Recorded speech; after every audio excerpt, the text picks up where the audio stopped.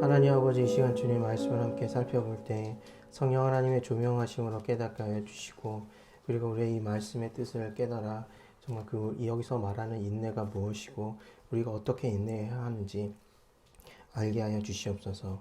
예수님의 이름으로 기도드렸습니다. 아멘. 좌우에 계신 분과 인사하겠습니다. 잘 오셨습니다. 오늘 본문은 그러므로 라고 시작을 합니다. 그러므로 라는 말로 시작했다는 것은 앞에 단락과 연결이 되어 있다는 뜻이에요. 그러므로 형제들아, 주의 강림하시기까지 길이 참으라. 참으는데 그러므로 라고 했어요. 그럼 그러므로 앞에 있는 내용이 무슨 내용이냐면 4절에 보시면 너희 밭에 추수한 품꾼에게 주지 아니한 삭시 소리 지르며 추수한 자의 우는 소리가 만군의 주의 귀에 들렸느니라 라고 얘기를 하고 있어요. 그 앞단락의 갈등은 뭐냐면 불의한 부자들이 그 품꾼들에게 일을 시키고 정당한 삭스를 주지 않은 거예요. 4절에 보시면 또 이렇게 얘기합니다. 품꾼에게 주지 아니한 삭시 소리 지른다. 삭시, 돈이, 임금이 소리를 지른대요. 원래는 품꾼이 소리를 지르는 게 마땅한 거겠죠. 그래서 추수한 자의 우는 소리 이렇게 돼야 되는데 왜 삭시 소리 지른다고 했냐면, 그러니까 불의한 상황을 여기서 이렇게 표현해주고 있는 거예요. 그러니까 이 품꾼들은 정당한 삭스를 받지 못했음에도 불구하고 이렇게 항의할 수 없는 그런 불의한 상황이라고 할 수 있는 거죠. 이런 상황에서 그러므로라고 하는 거예요. 그러므로 근데 앞단락의 결론은 뭐였냐면 그 1절에서 앞단락의 1절에서는 들으라 부한자들아 너희에게 이 말 고생이 있나 울고 통곡하라. 그러니까 불의한 부자들에게 대해서 경고를 하는데 마지막 6절에서는 뭐라고 얘기하냐면 너희가 옳은 자를 정죄하였도다 또 죽였도다 그는 너희에게 대항하지 아니하였느니라. 그러니까 6절은 그리스도를 말하기도 하고 그리스도를 따르는 그리스도인들을 의미하기도 합니다. 그랬을 때 그러므로 라고 얘기하는 거예요. 불의한 상황에서 그리스도인들은 그 그리스도와 같이 대항하지 않고 참고 인내해야 되는 그런 상황이 속에서 7절에서 뭐라고 얘기하냐면 형제들아 언제까지요? 주의 강림하시기까지 길이 참으라 라고 말을 하고 있습니다.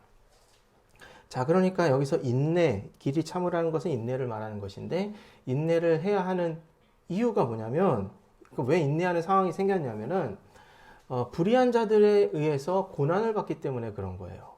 그리스도인들이 불의한 자들이라고 했지만 사실은 여기서 5절에서 말하는 사람들은 부자들이에요. 근데 부자라고 해서 다 불의하다라고 이렇게 볼 수는 없지 않겠습니까? 그러니까 이 상황은 뭐냐면 그리스도인으로서 세상을 우리가 살아갈 때 겪을 수 있는 모든 고난을 포함한다고 할 수 있겠습니다. 그러니까 물론 신자든 불신자든 간에 불의한 상황을 이 본문에서처럼 삭스를 못 받는다든지 그런 상황은 있을 수 있겠지만 본문에서는 특히 그리스도인으로서 겪는 고난에 대해서 말을 하고 있다는 거예요. 그랬을 때 어떻게 하냐면 참으래요. 언제까지? 주의 강림하시기까지. 그럼 이런 생각이 들 거예요. 그러면 앞에 6절에서는 대항하지 않았다고 얘기했으니까 그리스도인들은 언제나 불의한 상황에 닥친다고 하더라도 그러면은 대항하면 안 되는 것인가? 그렇게 볼 수는 없어요. 왜냐하면은 왜 그러냐면 그리스도가 왜 고난을 다 받으셨죠? 목적이 있어서 받은 거예요. 목적을 이루기 위해서 고난을 받은 거예요. 그러니까 그 그리스도가 공의를 거기서 이룰 수도 있었겠죠. 그러니까 십자가에 달리기 전에 무고하게 이게 고소하는 자들을 대하여 공의를 이룰 수도 그럴 만한 능력이 충분히 있었습니다. 하지만 그리스도는 구속이라는 목적을 이루기 위해서 고난을 다 감당한 거예요. 그런 것처럼 이 본문에서 방법에 초점을 맞추면 안 돼요. 그리스도인들은 무조건 다 참아야 한다. 그리스도인들은 대항하면 안 된다. 이런 방법에 초점을 맞추는 게 아니라 그리스도처럼 어떤 목적이 무엇이냐, 우리가 무엇을 위해서 인내를 해야 하느냐, 거기에 초점을 맞출 필요가 있다는 것입니다. 방법은 사실 그렇게 중요하지는 않다라는 거예요. 그랬을 때 인내를 할 때 불의한 상황이든 어쨌든 그리스도인으로서 고난을 당해서 인내를 할 때 어떻게 해서 인내를 할 수 있느냐, 이것이 중요한 건데, 그냥 무조건 참는 게 아니에요. 무조건 참는 게 아니라 여기서 중요한 단어가 주의 강림이죠. 주의 강림. 8절에 보시면 너희도 길이 참고 마음을 굳게 하라. 주의 강림이 가까우니라 라고 얘기하고 있어요. 그러니까 7절과 8절에서 주의 강림을 반복해서 말을 하고 있습니다. 자, 그럼 주의 강림이라는 것은 무엇이냐면, 주의 강림은 말 그대로 예수님이 다시 오신다는 거예요. 예수님의 재림을 의미합니다. 재림을 의미하는데, 그러면 이 재림하시면, 예수님이 재림하시면 무슨 일을 하시느냐? 무슨 일을 하시냐면 공의를 성취를 하시는 것입니다. 공의를 성취해요. 예수님이 초림해서 십자가에서 고난을 받을 때는 그거를 그 과정이 필요했기 때문에 하나님에 대한 온전한 순종으로서 또 죄값을 치르느라 그 고난을 감수해야 했다면, 이제는 그 목적을 이루셨기 때문에 더 이상 예수님이 무고하게 그렇게 고난 당할 일은 없습니다. 예수님께서 다시 오셔서 하시는 일이 뭐냐면 심판을 하시는 거예요. 심판을 하시는데 그때를 기다리라는 거예요. 그래서 그것이 인내하는 자들의 소망이 된다라고 말을 하고 있습니다. 그러면서 하는 말이 주의 강림이 가깝다라고 얘기를 하고 있어요. 주의 강림이 가까우니라. 자, 여러분, 예수님이 다시 오신다라는 얘기는 여러분들 다 들어보셨을 텐데, 예수님이 언제 오실 것 같아요? 예수님이 내가 살아 생전에 오실 것 같다고 생각하시는 분 계세요? 내가 죽고 나서 예수님이 오면 어차피 난 당할 고난 다 받는 거 아니에요? 그렇죠? 그러니까 이 구절을 보면은 주의 강림이 가깝다라는 말이 과연 위로가 될 수 있냐는 거예요. 과연 우리에게 소망이라는 의미가 될 수 있는지 생각해 볼 필요가 있습니다. 제가 생각해도, 물론 예수님이 언제 오실지 우리는 모두 알 수 없으나 적어도 제가 죽기 전에는 안 오실 것 같단 말이에요. 그런데 왜 이 말이 소망이 될 수 있느냐? 주의 강림을 기다린다는 것이 인내할 수 있는 동기부여를 해주느냐, 이거예요. 여기서 사용된 주의 강림이 가까우니라 했을 때, 이 가깝다라는 단어는요, 예수님께서 회개하라 천국이 가까웠느니라 라고 말씀하셨을 때 사용한 단어와 같은 단어입니다. 천국이 가까웠다. 천국이 가깝다. 오늘 본문에서는 주의 강림이 가깝다 라고 얘기를 하고 있는 거예요. 그러면은 우리가 예수님이 천국이 가깝다라고 했을 때 그때 의미를 좀 살펴볼 필요가 있는데요. 왜 그러냐면, 이 천국이 가깝다라고 했을 때 이 천국이 얼마나 가까운지가 생각해 볼 필요가 있잖아요. 천국에 가깝다라고 했을 때 천국이 얼마나 가까웠던 것이냐. 여러분, 천국, 곧 하나님의 나라가 그 나라의 본질이 뭐라고 생각하십니까? 대한민국이라는 국가의 본질은 뭐라고 생각하세요? 나라의 본질. 네? 주권 아니겠습니까? 주권, 영토, 뭐 이런 것들이 있죠. 국가의 요소가. 이 나라라고 부를 때에는 나라라고 부를 수 있는 필수적인 조건이 있다라는 거예요. 근데 하나님 나라라고 부를 때는 그 필수적인 조건이 뭐냐면, 당연히 영토가 있고 주권이 있고 백성들이 있어야 되는데, 그 중에서 백성은 있죠. 하나님의 백성들. 그리고 이제 그 영토도 있죠. 영토는 뭐 무한하죠. 지구예요, 지구. 그리고 이제 주권자 하나님이 계세요. 그랬을 때 이 하나님 나라의 본질이라고 이것만이 다가 아니라 뭐가 본질이라고 할 수 있냐면 한 단어로 임마누엘이라고 할 수 있어요. 임마누엘. 하나님이 우리와 함께 계시다. 이게 하나님 나라의 본질이에요. 이 나라의 하나님 백성과 이 주권자, 하나님이 왕과 백성의 관계를 의미하는 거예요. 하나님 나라는 특히나 이 하나님 나라에서 이 관계가 아주 본질적인 것입니다. 그래서 하나님 나라라는 것은 결국에 임마누엘이에요. 그랬을 때 이 임마누엘이라는 이름이 누구에게 주어졌어요? 예수님에게 주어졌죠. 예수님의 이름이 임마누엘이에요. 그럼 예수님이 이 땅에 오셨습니다. 그러면 임마누엘이 이루어진 거죠. 그렇죠?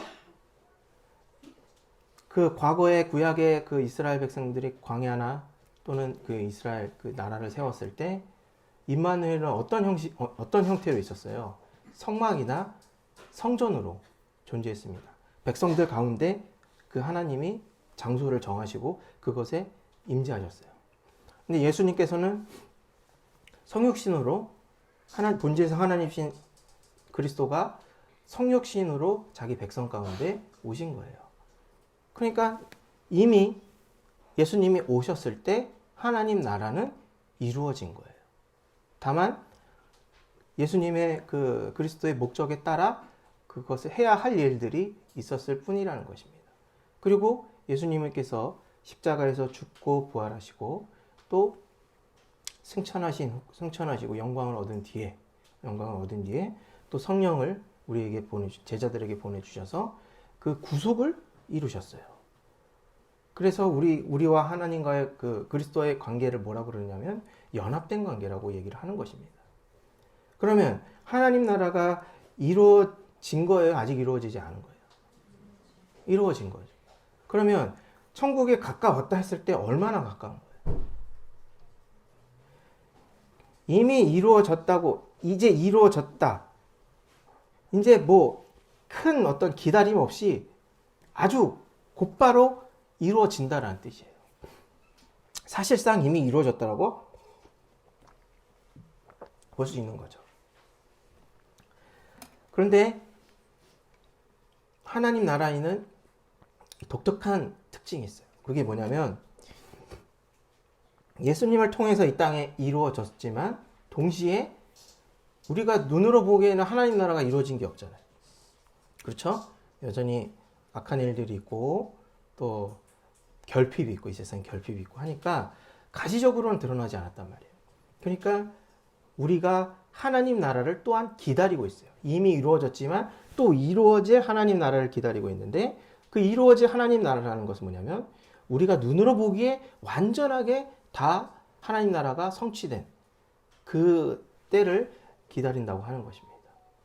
그러니까 하나님 나라의 그 시제, 그 존재의 시제는 뭐냐면 현재이자 미래예요. 현재이자 미래라고 할 수 있는 것입니다. 그럼 주의 강림은 어떤 거예요? 주의 강림은 미래에 있을 사건이잖아요. 근데 주의 강림이 가깝다고 했죠. 가깝다. 그럼 이 가깝다라는 말은 그 사용 그 용례를 보니까 하나님 나라 천국이 가까웠다 했을 때 아주 뭐랄까요? 임박했다. 또는 임박하다 못해 다 이루어졌다. 그 정도의 아주 가까운 그런 것을 의미하는 거예요. 그러다 보니까 주의 강림이 이루어졌다라는 것은 주의 강림이 이루어진다라는 것은 그렇게 가깝다라는 것입니다. 근데 그렇게 가깝다라는 것. 그럼 천국은 이미 이루어졌고 또 미래에 이루어질 것이에요. 그러면 주의 강림이라는 것은 어떻게 이루어지겠어요? 미래에 이루어지지만 또한 현재에 이루어졌다라고 볼 수가 있는 거예요. 왜 그럴까요? 주의 강림의 목적이 뭐예요? 우리가 기다리는 하나님 나라를 가시적으로 완성시키는 거죠. 그렇죠? 그럼 주의 강림이 미래에 있을 사건이지만 왜 현재로 볼 수 있느냐면 역시나 우리가 하나님 나라가 이미 이루어졌다는 사실을 믿는 것과도 같은 거거든요. 즉 주의 강림이 하나님 나라를 이 땅에서 가시적으로 완성시키는 거라면 이미 그 일은 이루어지고 있기 때문이라는 거예요. 심판도 마찬가지고 하나님 나라도 마찬가지라는 것입니다. 이해가 되세요? 주의 강림이 먼 미래일 같지만 사실은 현재형이라는 거예요. 현재형. 그래서 하나님 나라를 우리가 지금도 맛볼 수 있고 또 여기서 말하는 인내의 그 주의 강림의 그 목적, 인내할 때 그 목적, 그러니까 인내하는 자들에게 소망이 되는 거, 그건 뭐냐면 주의 심판인데 심판도 이미 이루어진다라는 것입니다. 그러니까 우리가 부분적으로 아직은 현재의 우리는 하나님 나라, 주의 강림 이것을 부분적으로 맛보지만 그렇다고 해서 그 부분적으로 맛보는 것이 하나님 나라의 뭐 B급, C급, D급 이런 열등한 어떤 것을 경험하는 게 아니에요. 하나님 나라의 본질을 경험하는 거예요. 왜 그러냐면 하나님 나라의 본질은 임마누엘이기 때문에. 즉 지금은 어떻게 우리에게 임마누엘이 이루어진 거예요? 성령 하나님이 우리와 함께 하심으로 임마누엘이 이루어진 거예요. 그러니까 우리가 시간상으로 보면은 이해하기 어려운 것은 맞지만 이것이 하나님의 능력으로 하나님의 계획으로 따져보면은 이것을 현재에도 여전히 경험할 수 있다라는 것입니다. 그렇게 볼 때 주의 강림을 할 것이라는 그 사실 자체가 오늘 인내하는 우리들에게 위로와 격려가 된다라는 것입니다. 내가 설령 불의한 일을 당하고 또 그리스도인으로서 고난을 당할 때 그냥 그리스도인이니까 참아야 된다 이렇게 참는 게 아니에요. 그게 무조건 참는 게 아니라 내가 이렇게 참는 데에는 목적이 있지. 이것을 아셔야 되는 거예요. 그냥 참아야 한다는 방법이 중요한 게 아니라 인내의 목적이 중요한 거예요. 왜 인내의 목적이 중요한 거예요? 나의 인내로서 우리는 주의 길을 가게 되죠. 예수 그리스도가 보여주신 그 길을 따라가게 되는 것입니다. 그러니까 이 길을 갈 때에 나의 인내는 아무도 알아주지 않거나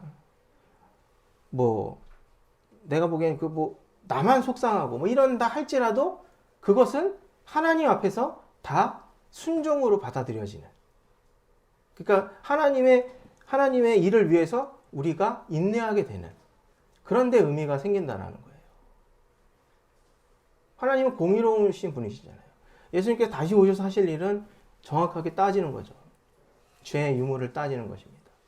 그러니까 하나님은 공의롭기 때문에 우리가 어떤 애매한 고난을 당한다 할지라도 하나님을 바라보고 참으면 그것은 다 복이 되는 거예요. 하나님은 그에 따른 상을 주시거나 또 우리의 어떤 다른 행동에 의해서 벌을 주시거나 나중에 오시면 그렇게 심판을 하신다는 것입니다. 자, 그러면 제가 지금까지 말씀드린 것을 생각해 보면 이 인내라는 것이 결코 소극적인 것이 아니라는 것을 아실 거예요. 오늘 그 본문에 농부의 비유가 있어요. 7절에 보라, 농부가 땅에서 나는 귀한 열매를 바라고 길이 참아 이른 비와 늦은 비를 기다리나니 라고 얘기하고 있어요. 이른 비와 늦은 비는 초봄에 내리는 비, 늦봄에 내리는 비인데 이건 팔레스타인 지역의 기후를 특별한 기후예요. 여기에만 해당되는. 그래서 이것은 먼저 수확하는 것을 이렇게 풍성하게 하고 또 심은 것에 그 물을 공급해주고 늦은 비 같은 경우에는 나중에 수확을 위해서 풍성하게 그 물을 공급하는 그런 역할을 합니다. 그러니까 이 늦은 비와 이른 비는 풍요로운 풍작을 기대하게 만든다는 그런 의미가 있어요. 자, 그러니까 이 농부는 당연히 이른 비와 늦은 비가 제때 충분하게 내리기를 바랄 것입니다. 자, 그런데 농부잖아요, 농부. 농부가 바라는 것은 뭐냐면 땅에서 나는 귀한 열매예요. 풍작을, 그 작물의 수확을 하길 바래요. 풍요롭게. 그리고 이른 비와 늦은 비를 기다려요. 그러면 이 농부는 매일매일 어떻게 살까요? 열심히 농사를 짓겠죠. 농사를 짓겠죠? 이 이른 비, 늦은 비만 있다고 해서 풍작이 되는 건 아니죠. 그렇죠? 농부는 마땅히 제때 씨를 뿌리고 또 뭐 잡초도 뽑고 뭐 영양 뭐 이렇게 거름도 주고 이런 일을 마땅히 해야겠죠. 그러니까 여기서 이른 비와 늦은 비를 기다린다고 했지만 이 상황을 전체적으로 이렇게 좀 상상해 보면은 아주 농부가 열심히 기다린다는 것, 농사를 짓고 있다라는 것을 알 수가 있다는 것입니다. 그러니까 마땅히 이 농부는요 열심히 하는 거예요. 그러니까 여기서 말하는 인내, 이 농부를 이제 인내로 비유하잖아요. 그러니까 우리가 기다리는 것은 예수 주의 강림이고 주의 강림은 이른 비와 늦은 비와 같다라는 거예요. 근데 무엇을 바라고요? 귀한 열매를 바라고. 농부가 귀한 열매를 바라듯이 우리도 주의 강림을 바라는데 무엇을 바라는 거예요? 주의 강림이 되면 예수님이 다시 오시면 무엇이 있으니까? 하나님 나라, 심판, 공의, 또 우리를 향한 어떤 복지? 복지가 그러니까 복지라는 말을 좀 오해하시지 마시고 복지라는 것은 무슨 복락을 의미해요. 복락. 그러니까 모든 것이 이제 풍요로워지고 안식을 누릴 수 있는 그런 거예요. 자, 그래서 이런 것을 바라는 거예요. 근데 바라는데 필요한 게 뭐예요? 농부가 농사를 열심히 짓듯이 매일매일 적극적으로 기다려야 한다. 그래서 인내는 소극적인 것이 아니라 적극적이라는 것입니다. 그 인내가 적극적이라는 말은 무엇일까요? 인내가 적극적으로 인내한다는 건 뭘까요? 적극적으로 참는다는 건 뭘까요? 9절에 보시면 이렇게 얘기합니다. 형제들아 서로 원망하지 말라. 그리하여야 심판을 면하리라. 이리라. 보라 심판자가 문 밖에 서 계시니라.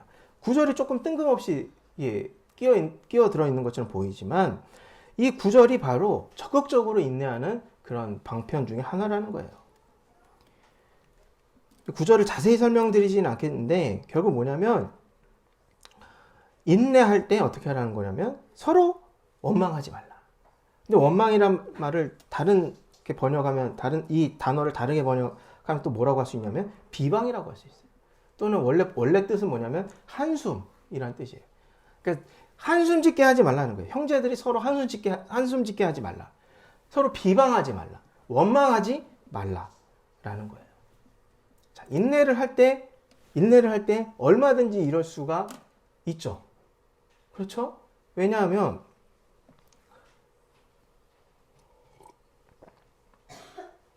어떤 갈등 상황이 생기면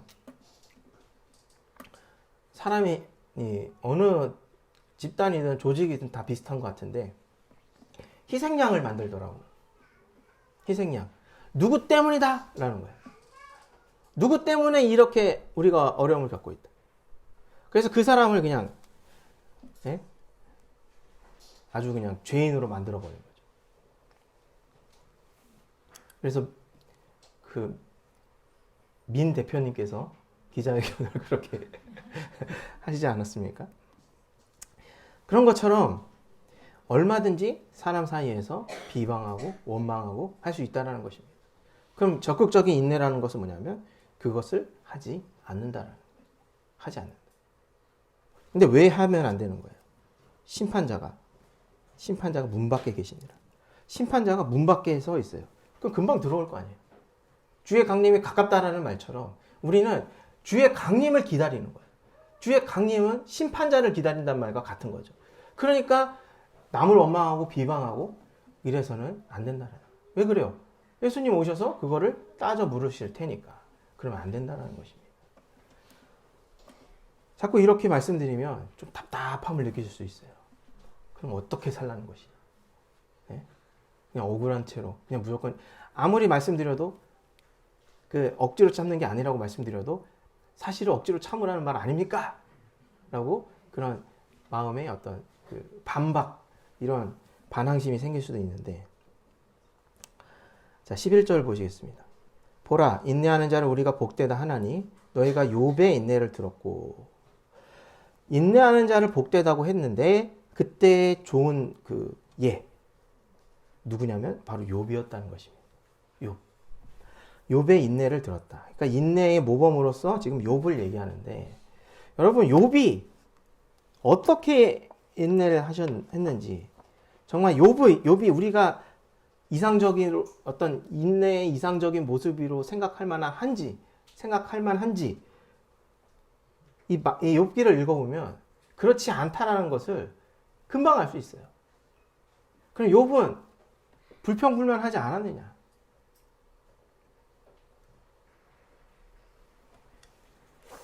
욥기 10장 16절에서 19절까지 이 구절을 제가 세번역 성경으로 읽어보겠습니다. 내 일이 잘되기라도 하면 주님께서는 사나운 사자처럼 나를 덮치시고 기적을 일으키시면서까지 내게 상처를 주려고 하셨습니다. 주님께서는 번갈아서 내게 불리한 증인들을 세우시며 내게 노여움을 키우시고 나를 공격할 계획을 세우셨습니다. 주님께서 나를 이렇게 할 것이라면 왜 나를 모태에서 살아나오게 하셨습니까? 차라리 모태에서 죽어서 사람들의 눈에 띄지나 않았더라면 좋지 않았겠습니까? 생기지도 않은 사람처럼 모태에서 곧바로 무덤으로 내려갔더라면 좋았을 것입니다. 욥의 말이에요. 이것이 하나님을 원망하는 말이죠? 하나님을 원망하는 말이죠? 하나님 책임이라는 거예요. 차라리 자기가 태어난 걸 저주하는 거예요. 태어나지 않았던 게 차라리 나았다. 그리고 하나님은 적극적으로 자기를 상처 주려 한대요. 예? 나를 공격하신대, 하나님. 이게 인내의 모범이라고 할 수 있을까요? 예? 이것이 인내의 모범이라면 오늘 본문에서처럼 인내하는 자가 우리가 복되다고 하나니 너희가 욥의 인내를 들었다 했을 때 욥의 인내가 이럼에도 불구하고 욥이 하나님을 불평하고 원망했음에도 불구하고 그럼에도 불구하고 인내의 모범이라고 한다면 욥이 불평했다는 것, 하나님을 향해 원망하고 불평했다는 것이 큰 문제가 안 된다는 거죠. 그렇죠. 욥이 하나님을 원망하고 불평했음에도 불구하고 오늘 본문에서는 그래도 그것이 인내의 모범이라고 인정을 하는 거겠죠. 네? 그렇다면 인내의 모범은 고상한 게 아니라는 거예요. 아무도 원망 안 하고 하나님 원망 안 하고 그게 뭐 하늘을 바라보고 십자가를 바라보면서 다 승화시키고 막 뭔가 어떤 뭐 거룩한 걸 추구하는 그런 방식이 아니라는 것입니다. 아니라는 거예요. 물론 남을 원망해서는 비방해서는 안 될 거예요. 왜냐하면 하나님 그것을 따져 물으실 것이기 때문에. 그렇지만 인내라는 것은 사람을 원망 못하면 하나님을 원망할 수밖에 없지 않겠습니까? 네? 사람도 원망하겠지만 하나님은 원망하겠죠. 하나님을 원망하면 인내하는 게 아니라는 건가요? 아니죠. 아니에요. 하나님을 원망한다고 해서 인내가 아니라는 건 아니에요. 그럼 무엇을 가지고 인내라고 하는 걸까요? 그 다음 문장들 보시면 주께서 주신 결말을 보았거니와 주는 가장 자비하시고 긍휼히 여기시는 자신이라. 결말입니다. 인내가 인내다울 수 있는 이유는 인내라고 부를 수 있는 이유는 뭐냐면 결말을 볼 때까지 포기하지 않는다라는 거예요. 인내는 바로 이것을 말하는 거예요. 포기하지 않는 것. 포기하지 않는다라는 것. 그것이 바로 인내입니다.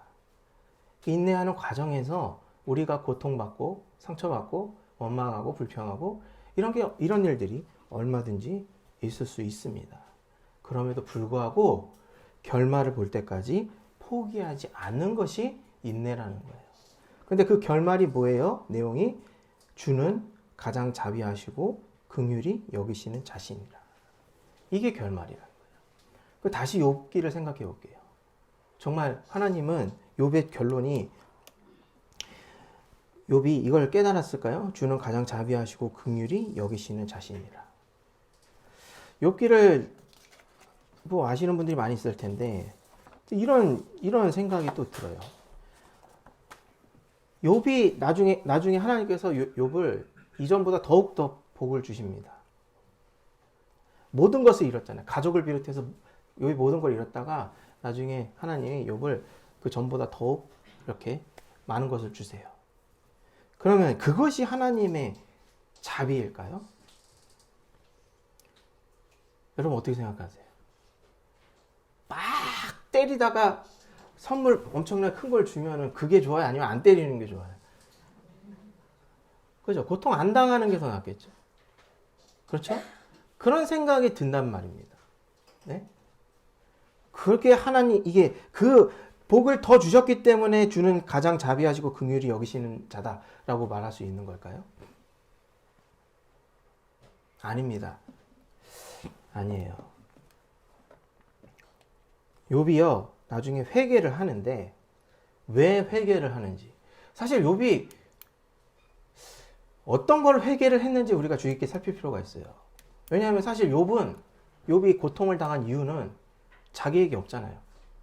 그렇죠? 서두에 말하잖아요. 그 사탄하고 하나님 회의상에서 어전 회의, 천상에서 이루어진 그 회의에 따라서 욥이 고난을 받은 거잖아요. 근데 욥이 이렇게 말합니다. 욥기 42장 1절부터 6절 보시면 욥이 여호와께 대답하여 가로되 주께서는 무소불능하시오며 무슨 경영이든지 못 이루실 것이 없는 줄 아오니 무지한 말로 이치를 가리는 자가 누구니까 내가 스스로 깨달을 수 없는 일을 말하였고 스스로 알 수 없고 헤아리기 어려운 일을 말하였나이다. 내가 말하겠사오니 주여 들으시고 내가 주께 묻겠사오니 주여 내게 알게 하여 주시옵소서. 내가 주께 대하여 귀로 듣기만 하였사더니 이제는 눈으로 주를 배움나이다. 그러므로 내가 스스로 한하고 티끌과 재 가운데서 회개하나이다. 무엇을 회개했다는 거냐면 자기가 무지한 말로 알 수 없는, 스스로 깨달을 수 없는 일을 말하고 스스로 알 수 없고 헤아리기 어려운 일을 말했다는 거예요. 지금 욥은요, 왜 회개를 하냐면 이 본문의 이 구절 표현처럼 주께 대하여 귀로만 들었다가 이젠 주를 눈으로 보았기 때문에 회개를 한다는 거예요. 즉 욥이 갖고 있던 생각, 잘잘못, 자기가 왜 고통을 당하고 친구들도 막 반박하고 이러면서 거기에 초점을 맞추고 있었다가 하나님을 만나니까 말문이 막히는 거예요. 내가 아는 것이 없구나. 내가 따지는 그것은 정말 중요한 게 아니구나. 하나님은 너무 말로 표현할 수 없을 만큼 광대하시구나. 그리고 그 세상을 통치하고 계시는구나. 라는 것을 알게 된 거예요. 그러니까 그 하나님 앞에 서니까 내가 뭘 안다고 뭐 알고 억울하다고 했던 아는 척 했던 그런 것들이 너무나 보잘것없는 것이고 뭐랄까요? 교만했다 그럴까요? 그런 생각이 들었다라는 것입니다. 주께서 주는 가장 자비하시고 긍휼히 여기시는 자라는 것은요. 이것은요. 이 결말을 어떻게 우리가 알게 되냐면요. 하나님을 만남으로써 알게 되는 거예요. 내가 내린 결론이 아니라 내가 이런저런 일을 겪고, 그러니까 내가 겪는 일이 예수님을 위한 고난이고, 그래서 그것 때문에 하나님이 나를 의롭다고 여기실 거고, 이런 내 생각, 내 판단으로 깨닫는 게 아니라 주의 강림, 예수님께 다시 오셨을 때 예수님을 만남으로써, 하나님을 만남으로써 이런 결말을 보게 된다라는 것입니다.